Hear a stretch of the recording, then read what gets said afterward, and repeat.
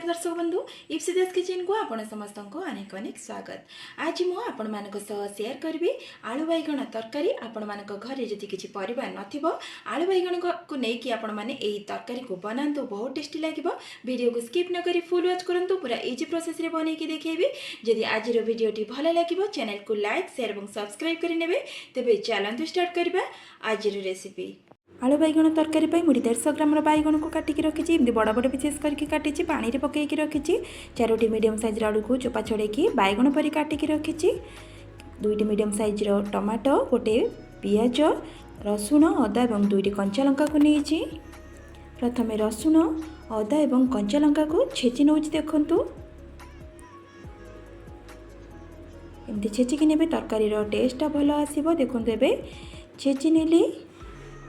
एपटे gas रे कड़ाई बसई से सोरिष तेल को दे दूची। तेल भी एवं गरम हो गलानी। से हाफ स्पून जीरा को दे दूची। देखो जीरा भी फुटी आसलानी। गोटे तेजपत्र को दे दूची।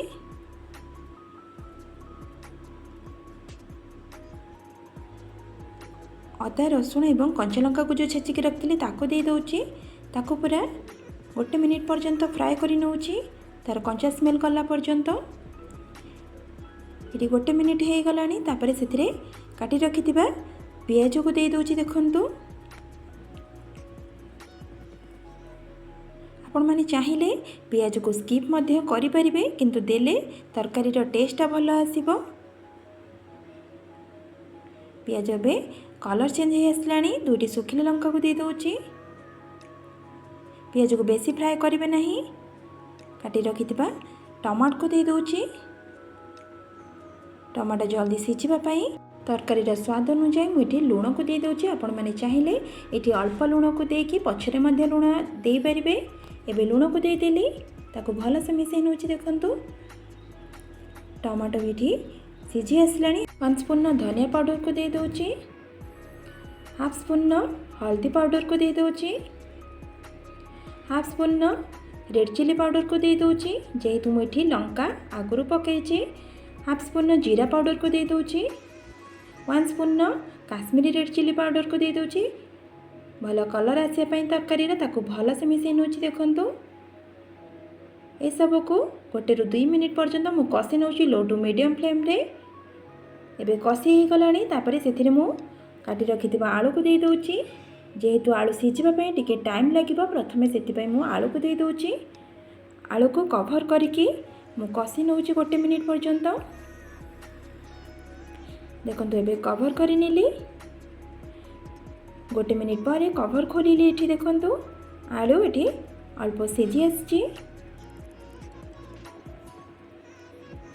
तापर से मु बैगन को दे दूची। एबे बैगन को दे देली। ये प्रोसेस रे थरे तरकारी को बनातु।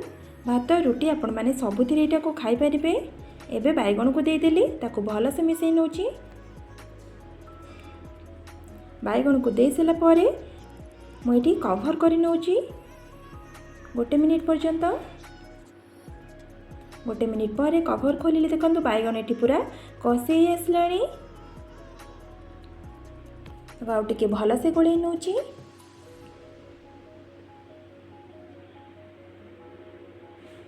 टिके समय मुझे 1 मिनिट पर्यंत पुणी कवर कर नउची। जेते कवर करके कषिबे तरकारी टेस्ट सेते भल आसीबो। एबे 2 मिनिट हो गलानी। बैगन ये 40% सीझी आसलानी। तापर से मु गरम पानी को ऐड करुची। आपण माने चाहिए ठंडा पानी दे पारिबे, किंतु जल्दी सीझापी मुझे गरम पानी को दूची। तरकारी टेस्ट भी भल आसीबो। ताको भल से मिसई नउची। जेतिकी क्वांटिटी ग्रेवी आपण मानकर दरकार आपण माने सेतिकी पानी ऐड करिवे, किंतु एटा टिके लटपटा टाइप रो कले टेस्ट भल आसीबो। एबे कवर करि नउची ताको 10 ରୁ 15 मिनिट पर्यंत लो टू मीडियम फ्लेम रे। 10 ରୁ 15 मिनिट पर कवर खोलिली। देखंतु आलू बैगन ये पूरा परफेक्ट भाव सीझी आसी। बैगन पूरा गोटा गोटा अच्छी। हाफ स्पून कस्तूरी मेथी को दे दूची। हाफ स्पून गरम मसला को दे दूची। तरकारी टेस्ट भल आसापी ताको भल से गोल नउची।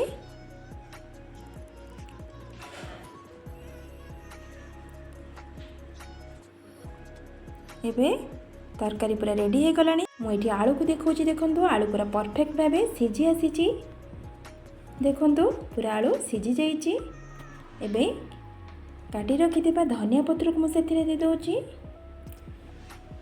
ताकू भल से मिसई नौची। गैस फ्लेम को ये ऑफ करदेली तरकारी पूरा रेडी हो गला।